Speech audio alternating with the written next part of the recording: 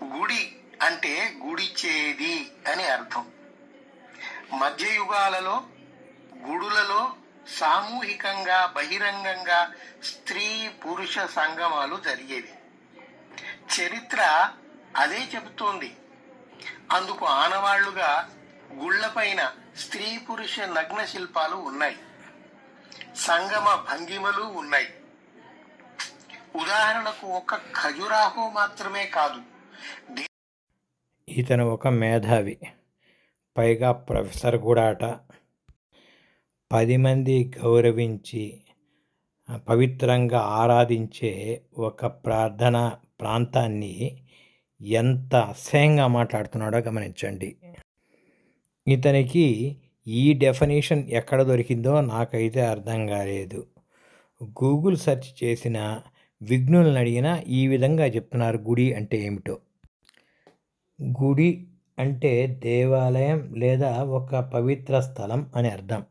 ఈ విధంగా నిర్వచనం ఇచ్చున్నాడు. ఇతను ఎక్కడి నుంచి తీసుకున్నాడో, ఏ మేధావి ఇచ్చినటువంటి నిర్వచనమో అది మనకు అర్థం కాదు. పైగా అధికులు ఎక్కువ మంది గరిష్టంగా ఏదైతే ఉపయోగిస్తున్నారో దాన్నే వ్యవహారికంగా తీసుకోవాలి. ఎక్కడో చీడపురుగు ఎలాంటిదో ఉపయోగించాడని దాన్ని వినియోగించుకుంటే మన మనస్తత్వ స్థాయి ఏందో అర్థమవుతుంది. గుడికే అలాంటి అర్థం చెప్తే పేదవాళ్ళు ప్రేమగా వాళ్ళకు ఉండేటువంటి శక్తికి మేరకు వాళ్ళు కట్టుకున్న గుడిసెకు ఈ మేధావి ఏ అర్థం చెప్తాడో. ఇంత తెలిసిన వాడికి ఆ రోజు దేవాలయాలు ఆధ్యాత్మిక కేంద్రాలు విజ్ఞాన కేంద్రాలుగా కూడా పనిచేశాయి. కాబట్టి చాలా విషయాలు మనుషులకు తెలియచెప్పే క్రమంలో శిల్పులు వాళ్ళ యొక్క నేర్పరితనాన్ని బట్టి అనేక రకాల శిల్పాలు చెక్కి ఉంటారు. వాటిని సహృదయంతో ఆలోచించాలి కానీ తన వ్యంగ్య బుద్ధితో అక్కడ చూడటంలో అర్థం లేదు.